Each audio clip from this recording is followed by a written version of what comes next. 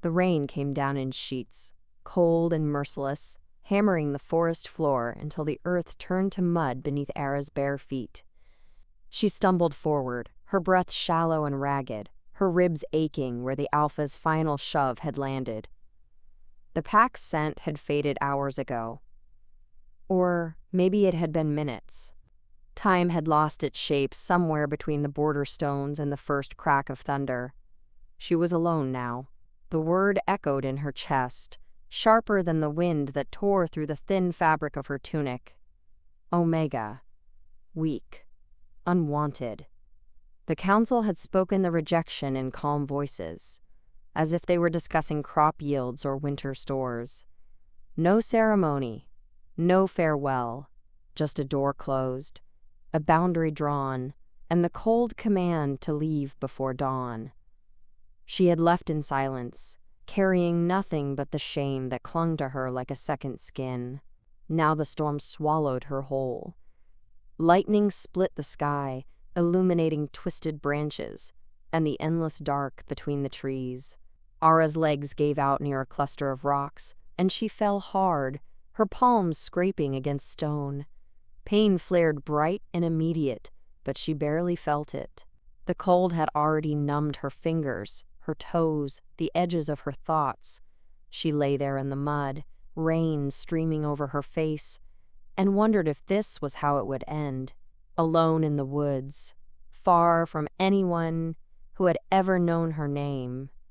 Then she heard it, a howl, low and steady, rising through the storm like a thread of silver pulled taut. It was not the wild, fractured cry of a hunt. It was deliberate, purposeful, a call meant to be followed. Ara lifted her head, water dripping from her hair into her eyes. The howl came again, closer this time, and something in her chest stirred. Not hope, not yet, but something older. Instinct, maybe? The pull of a voice that promised shelter when there was none left to find. She pushed herself to her knees, then to her feet, swaying as the wind tried to knock her down again. The howl sounded a third time, and this time she moved toward it, one unsteady step after another. Her body protested, her muscles shaking with exhaustion, but the sound drew her forward like a rope tied around her ribs. The forest blurred around her. Trees became shadows. Shadows became shapes. And then, through the rain, she saw it. A wolf, larger than any she had ever seen, standing at the edge of a clearing.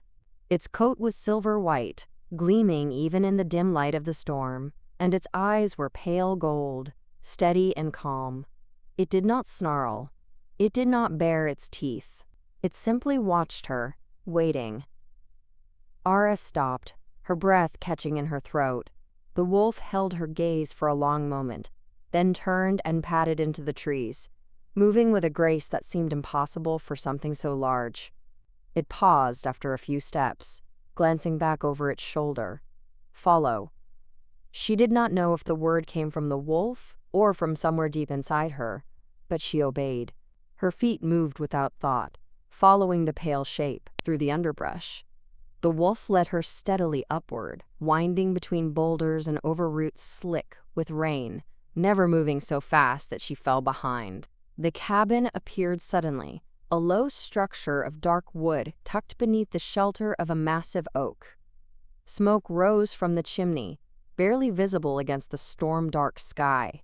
The wolf stopped at the base of the steps leading to the door, then turned and looked at her one last time. Its eyes were clear and calm, filled with something she could not name. Then it was gone, melting into the shadows as if it had never been there at all. Ara stood alone in the rain, staring at the door.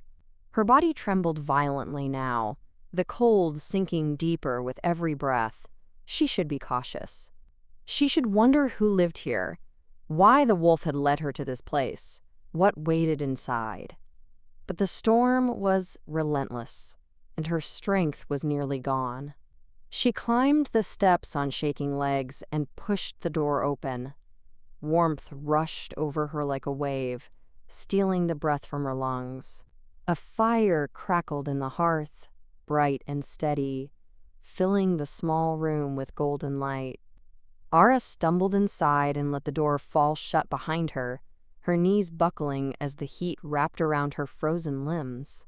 The cabin was simple but well kept. A table and 2 chairs sat near the fire. Shelves lined one wall, filled with neatly stacked jars and folded cloth.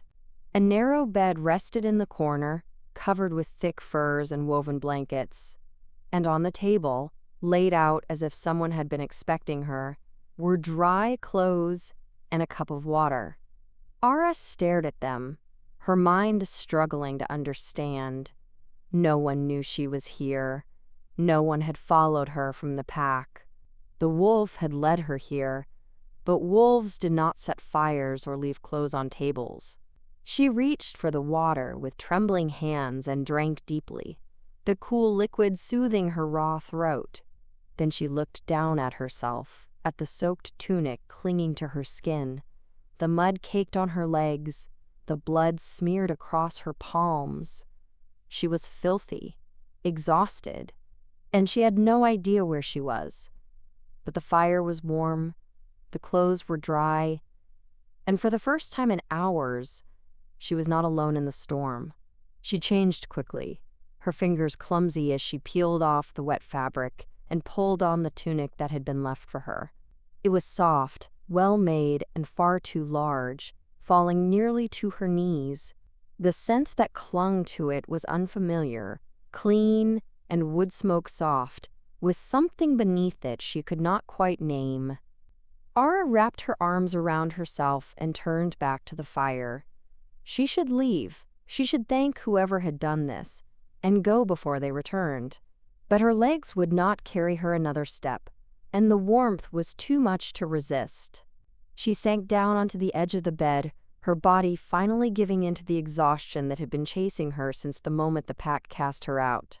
Her eyes grew heavy, the firelight flickering in her vision, and she lay back against the furs, telling herself she would only rest for a moment. Sleep took her before she could finish the thought.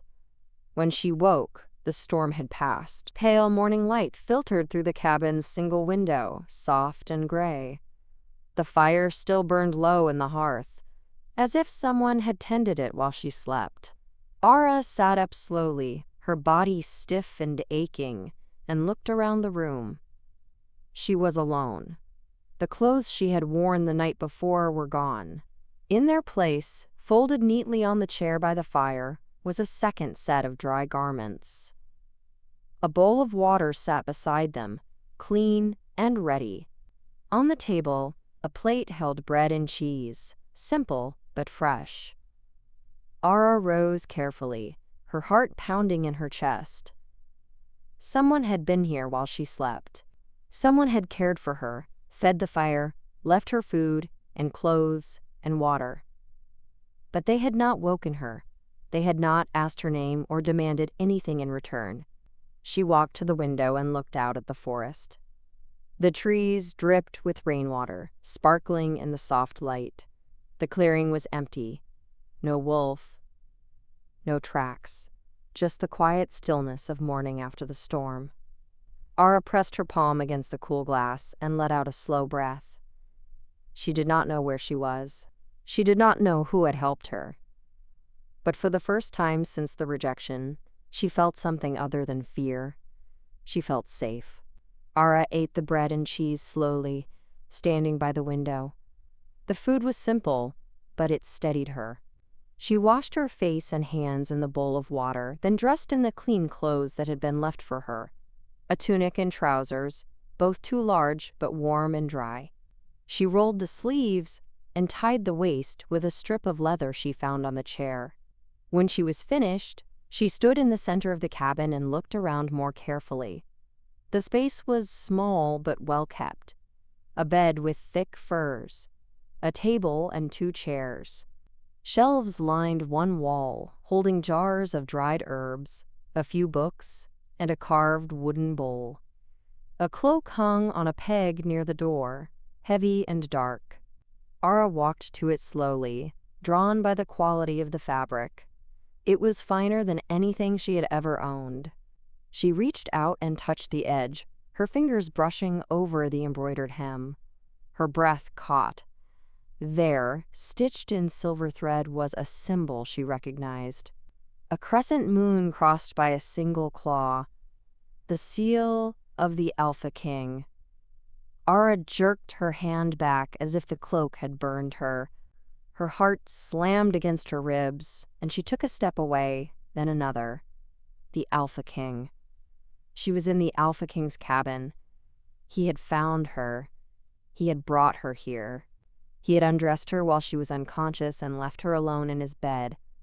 Panic rose in her chest, sharp and cold. She spun toward the door, her mind racing. She had to leave. She had to get out before he came back. She did not know why he had helped her, but it did not matter. She was Omega. Rejected. She had no place here, and no Alpha King offered shelter without expecting something in return. She crossed the room in 3 strides and grabbed the door handle. It opened easily, swinging wide to let in the cool morning air. The clearing beyond was still empty, the forest quiet. Ara stepped over the threshold, her bare feet sinking into the damp earth. And then she heard it. A low voice, calm and steady, coming from the edge of the trees. "You should wear the boots before you go." Ara froze. She turned slowly, her pulse hammering in her ears. A man stood at the tree line, leaning against the trunk of a pine. He was tall, broad-shouldered, with dark hair that fell just past his collar. His eyes were pale gray, the same color as the wolf's had been, and they watched her with quiet patience. He wore simple traveling clothes, a tunic and trousers much like her own, and his hands hung loose at his sides. He did not move toward her. He did not speak again. He simply waited. Ara swallowed hard and took a step back toward the cabin. "Who are you?" "My name is Kale." His voice was low, unhurried, with no edge to it. He tilted his head slightly, his gaze never leaving hers. "And you are safe here." "That's your cloak," she said, her voice tight. "Your seal." He glanced past her into the cabin, then back to her face. "It is. You're the Alpha King." "I am." Ara's hands curled into fists at her sides. She wanted to run, but her legs felt weak, and she did not know where she would go. She forced herself to meet his eyes. "Why did you bring me here?" Kale straightened slowly, pushing away from the tree. He did not come closer. "You were dying in the storm. I brought you somewhere warm. You could have taken me to the healers, to your court." "I could have." He paused, his expression unreadable. "But I didn't think you would want that." She stared at him, her breath uneven. "You don't know what I want." "No," he agreed quietly. "I don't." The silence stretched between them, broken only by the soft drip of water from the trees. Ara felt the weight of his gaze, calm and steady, and it unnerved her more than anger would have. She did not understand why he was standing there, speaking to her as if she were an equal. She did not understand why he had left her alone all night, why he had not demanded her name or her story.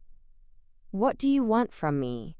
she asked, her voice barely above a whisper. Kale's expression softened. "Nothing." "That's not an answer." "It's the only one I have." He took a slow breath, then gestured back toward the cabin. "You can leave if you want. I won't stop you. But if you stay, I'll make sure you have food and warmth until you're strong enough to decide where you want to go." Ara shook her head, confusion and fear tangling in her chest. "Why would you do that?" "Because you needed help." His voice was simple, matter of fact. "And I was here." She wanted to argue. She wanted to tell him that kings did not offer shelter without reason, that alphas did not care for rejected omegas out of kindness. But the words stuck in her throat, and all she could do was stand there, staring at him, trying to make sense of the man in front of her. Kale held her gaze for another moment, then nodded once. "The boots are by the door. If you choose to stay, I'll bring more firewood later." He turned and walked back into the trees, his movements unhurried, his presence fading into the morning shadows. Era watched him go, her heart still racing, her mind spinning with questions she could not answer. When he was gone, she stepped back into the cabin and closed the door. She leaned against it, her hands trembling, and looked down at the floor.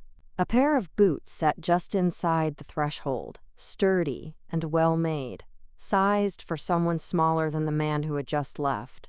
He had thought of that. He had thought of her. Ara sank down onto the edge of the bed and covered her face with her hands. She did not know what to believe. She did not know if she could trust him. But the warmth of the fire was still at her back, and the scent of wood smoke still clung to the tunic she wore, and for the first time in days, she was not alone in the cold. She lowered her hands and looked at the boots again. They were plain, practical, meant for walking long distances, meant for someone who had somewhere to go. Ara closed her eyes and let out a slow breath. She did not have anywhere to go.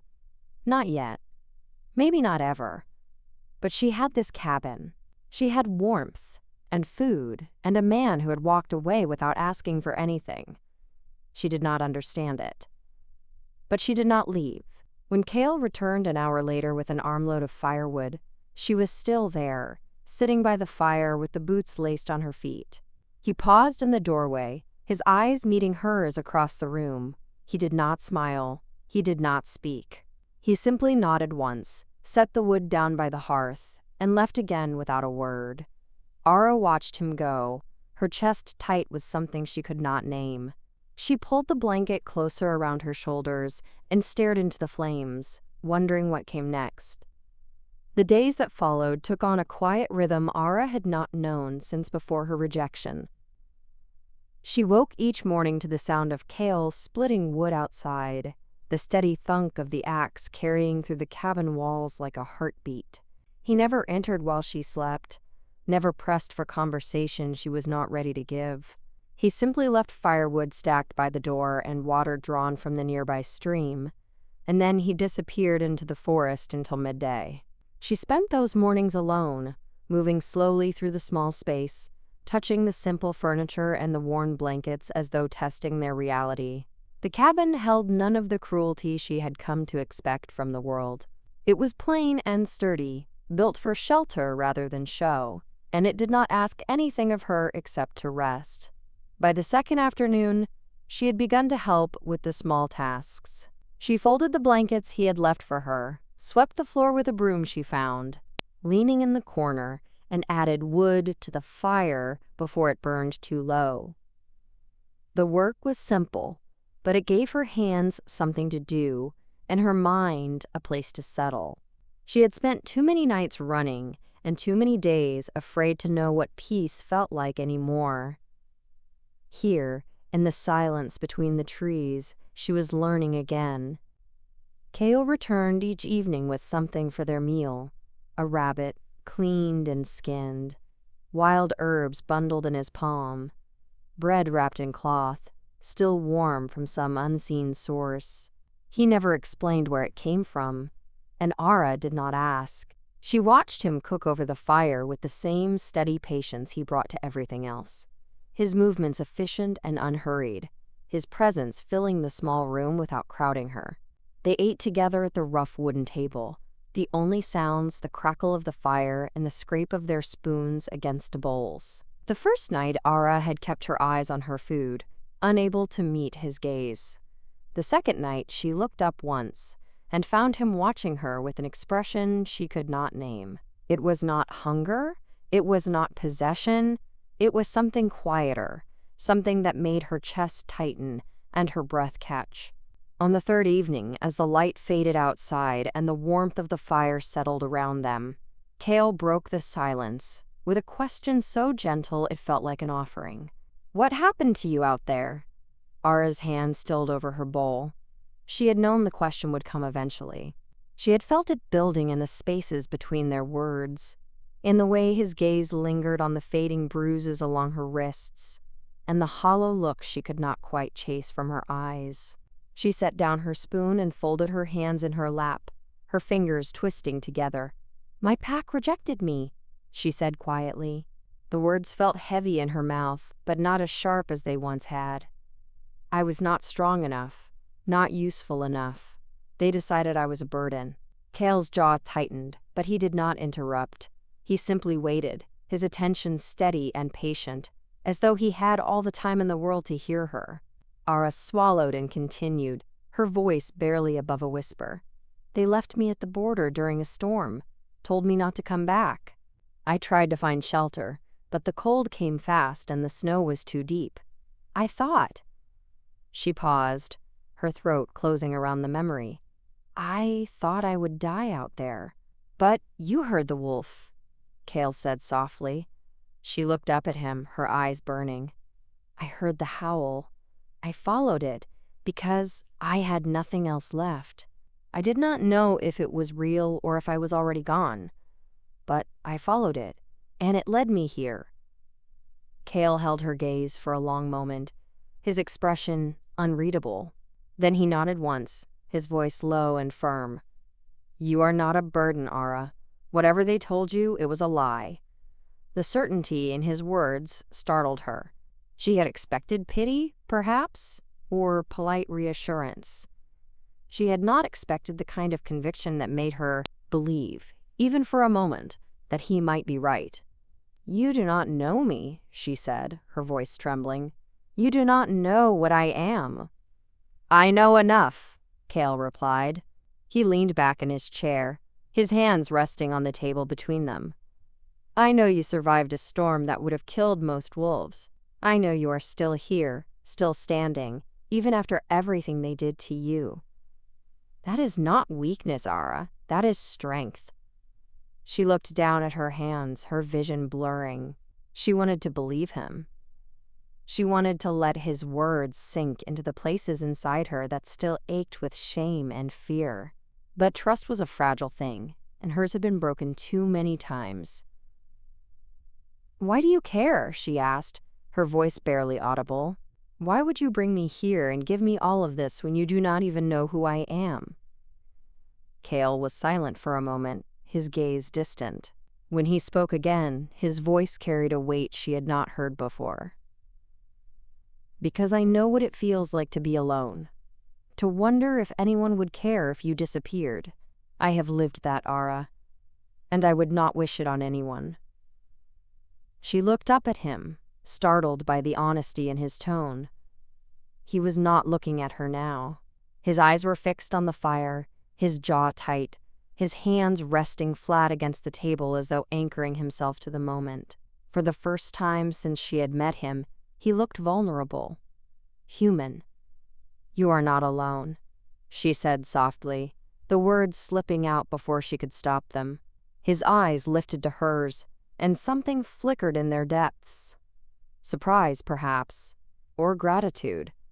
He did not smile, but the tension in his shoulders eased, and he nodded once. "Neither are you." The silence that followed was different from the ones before. It was not empty or cold.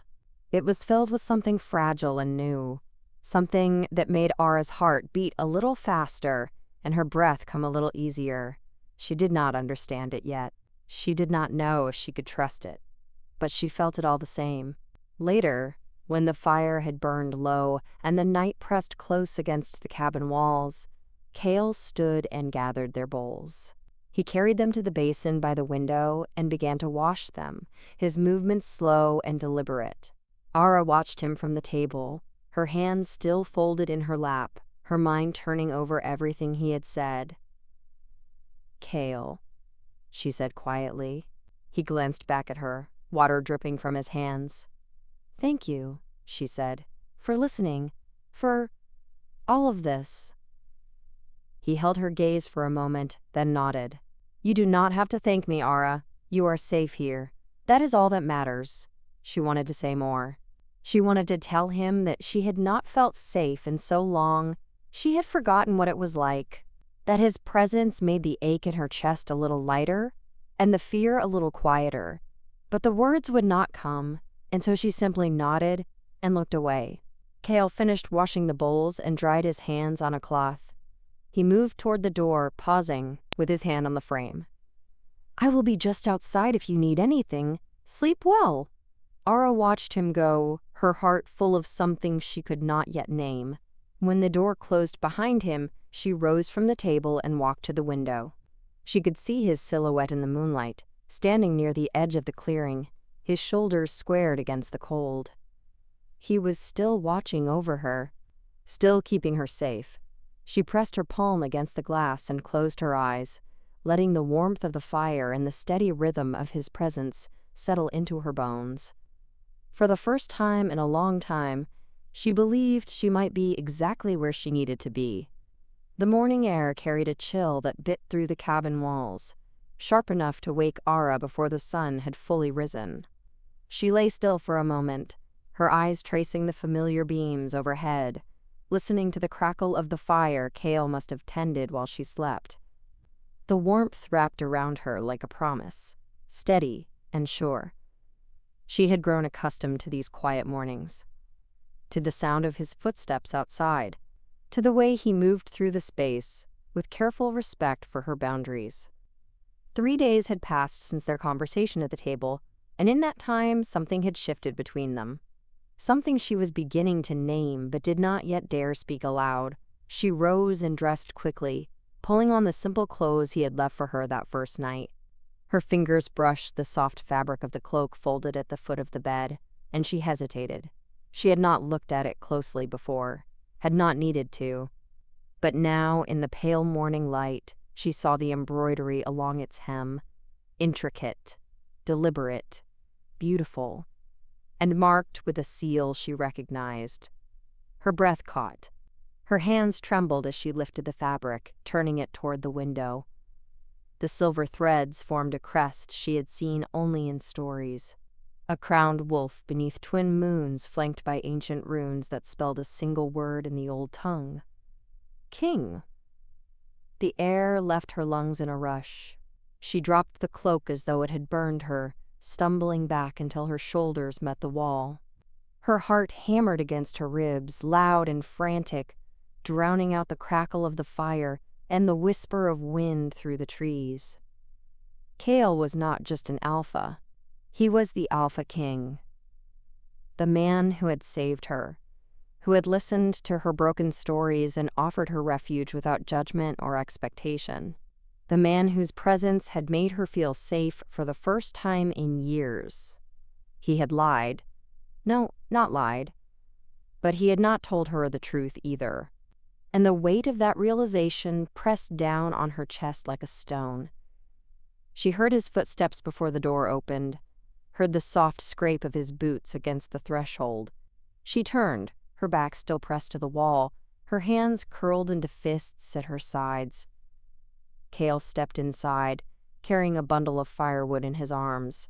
He paused when he saw her, his gaze moving from her face to the cloak crumpled on the floor between them.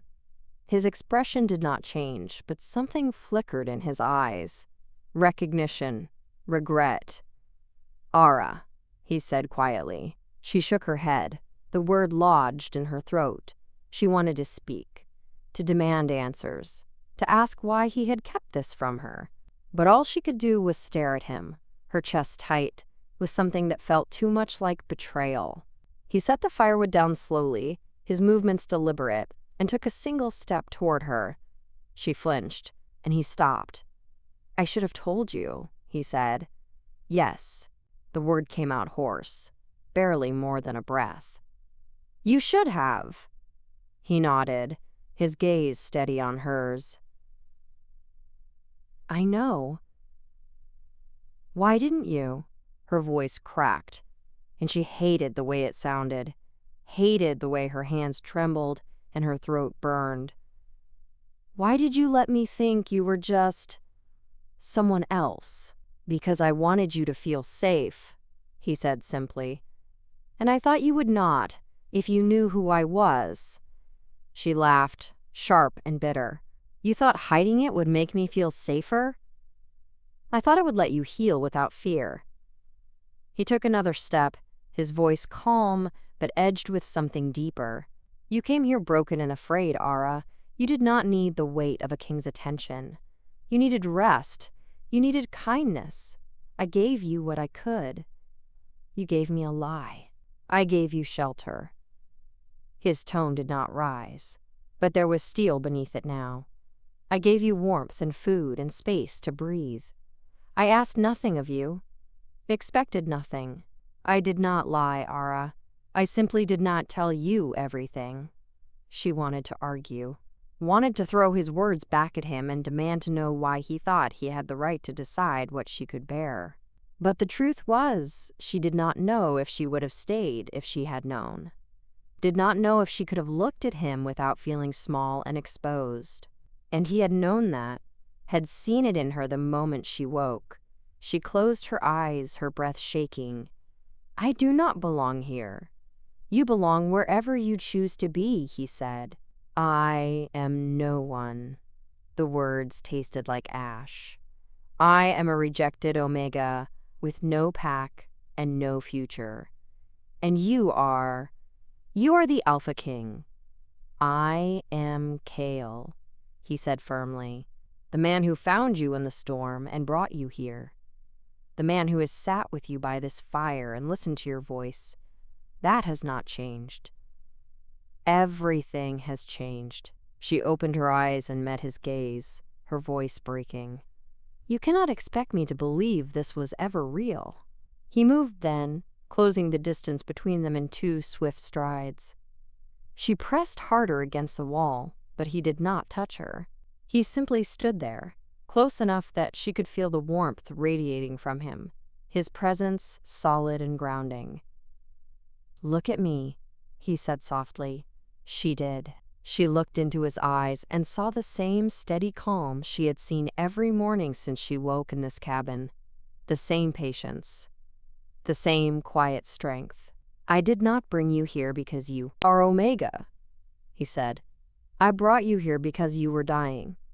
I did not stay because of fate or duty. I stayed because I wanted to, because I saw something in you that deserved to be protected. Why? The word was barely a whisper.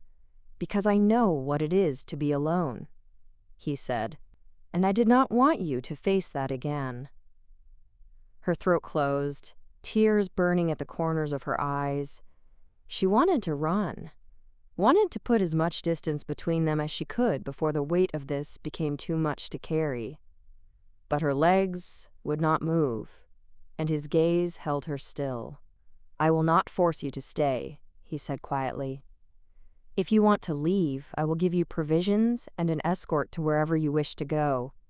You will be safe, Ara. I give you my word. And if I stay? Her voice trembled. What then? He held her gaze, and for the first time since she had met him, she saw something unguarded in his eyes, something raw and real. Then I will ask your permission to court you, he said, honestly, without secrets, and you will have every right to refuse. She stared at him, her heart pounding so hard she thought it might break free. You want to court me? Yes. Why? Because you make me feel less alone, he said simply. And because I think, perhaps, I do the same for you. She could not speak, could not breathe. All she could do was stand there, her back against the wall, and his presence filling the space between them, and feel the truth of his words settle into her chest like a flame. I do not know if I can trust this, she whispered. I know, he said, but I am asking you to try. She closed her eyes, her breath unsteady, and felt the weight of the choice pressing down on her shoulders. She could leave. She could walk away and never look back. But when she opened her eyes and met his gaze again, she knew she would not. I will stay, she said softly. For now. Relief flickered across his face, subtle but unmistakable. He nodded once, his voice steady. That is enough. The next morning arrived quietly, the storm's fury finally spent. Ara woke to pale sunlight, filtering through the cabin's small window, and the sound of voices outside. She sat up slowly, her body still heavy with exhaustion, and pulled the borrowed tunic closer around herself. The fire had burned low during the night, but the room remained warm. Kale's scent lingered in the blankets, earth and cedar, a presence that had become strangely familiar. She rose and moved to the window, careful to stay out of sight. 3 men stood in the clearing beyond the cabin, all dressed in formal travel cloaks bearing the same silver wolf emblem she had seen on Kale's garments. Their postures were rigid, respectful, and they spoke to Kale in low tones she could not quite hear. Her chest tightened. This was real. He was not simply a man who had chosen solitude. He was a king, and the world he belonged to was arriving to reclaim him. Kale glanced toward the cabin once, his expression unreadable, then nodded to the men and turned back toward the door. Ara stepped away from the window quickly, her pulse unsteady. When he entered, he found her standing near the table, her arms wrapped around herself. He paused in the doorway, his gaze settling on her with quiet concern. "You heard them," he said. It was not a question. Yes. He closed the door behind him and crossed the room slowly, giving her space. "They are council guards. They came to confirm my location and to deliver a message. Are you leaving?" The question slipped out before she could stop it, and she hated the tremor in her voice. "No." His answer was immediate, firm. "Not unless you ask me to." She looked down at her hands, uncertain what to say. The silence stretched between them, but it was not uncomfortable. It was the kind of quiet that held weight, the kind that asked her to choose what came next. "Ara," he said gently, "I need to tell you something." She lifted her gaze to his, her heart thudding against her ribs. He moved closer, stopping a few feet away, his hands loose at his sides. "The council knows you are here. They know I brought someone to the cabin, and they will ask questions. If I do nothing, rumors will follow you. You will be seen as a secret, something I wish to hide. I will not let that happen." "What are you saying?" "I want to make a formal declaration," he said, "before witnesses, that you are under my protection, that no one may question your presence here or your right to stay. It will not bind you to me, Ara. It will only make it clear that you are not to be harmed or dismissed." She stared at him, the meaning of his words sinking in slowly. A formal declaration. A public promise. It was more than refuge. It was recognition. Safety that could not be stripped away by gossip or suspicion. "Why would you do that?" she whispered. "Because I will not have you treated the way your pack treated you," he said quietly. "Not here. Not anywhere within my reach." Tears pricked at her eyes, but she blinked them back.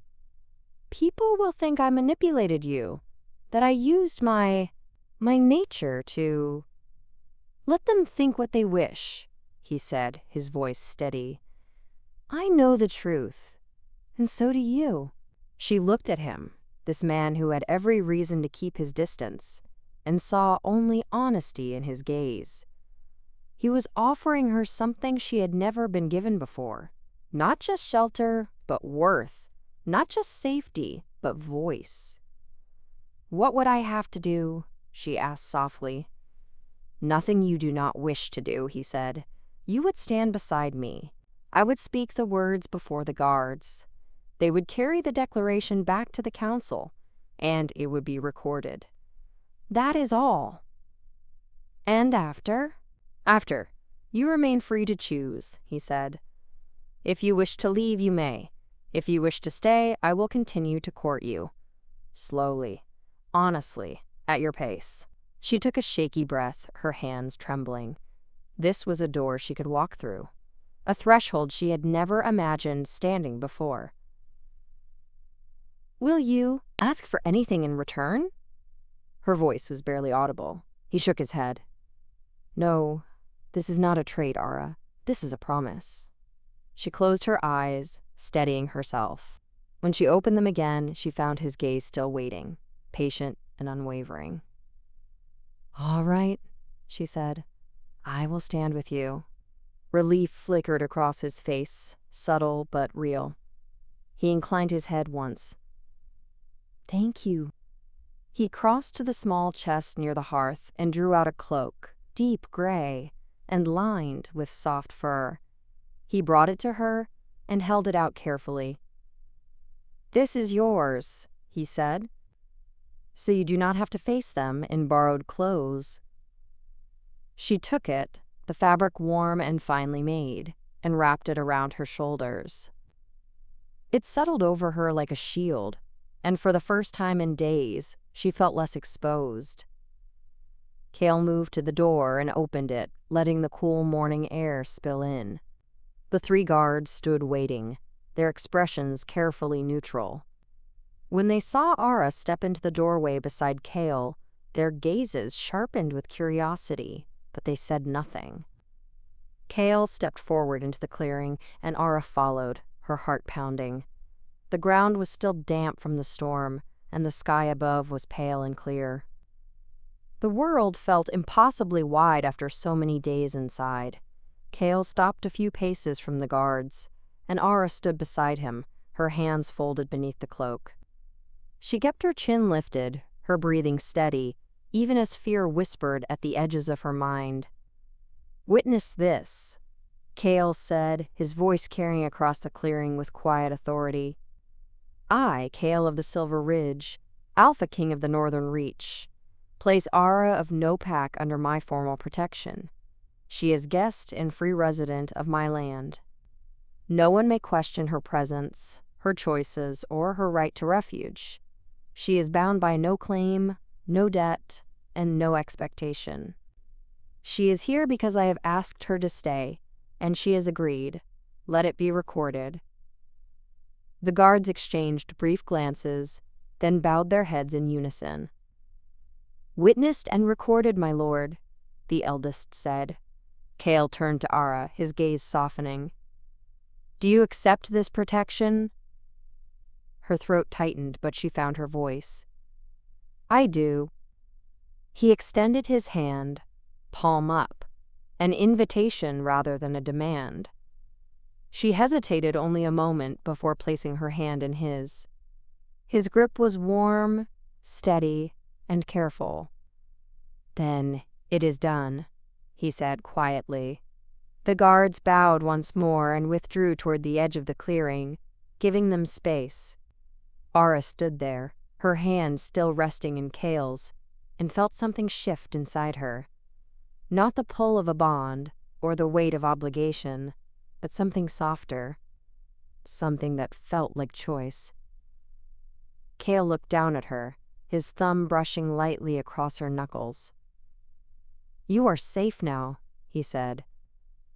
"Whatever comes next, you will not face it alone." She met his gaze, her chest tight with emotion she could not name. "Thank you," she whispered. He squeezed her hand gently, then released it. "Come, let us go back inside. There is no rush for anything more." She nodded, and together they turned back toward the cabin. The sun broke through the clouds fully now, spilling warmth across the clearing, and for the first time, in longer than she could remember, Ara felt the weight of fear begin to lift. She was not alone anymore, and she had chosen to stay. They walked back toward the cabin side by side, the damp earth soft beneath their boots. Ara glanced at Kale from the corner of her eye, watching the way sunlight caught in his dark hair and warmed the strong line of his jaw. He moved with a calm that felt earned, not assumed, and it steadied something restless inside her. When they reached the door, he paused and turned to face her. His gray eyes held hers, steady and kind. "There is something I would like to ask you," he said quietly, "but only if you are ready to hear it." Her pulse quickened, but she nodded. "I'm ready." He took a slow breath, his shoulders settling as though he were choosing each word with care. "I want to court you properly, Ara.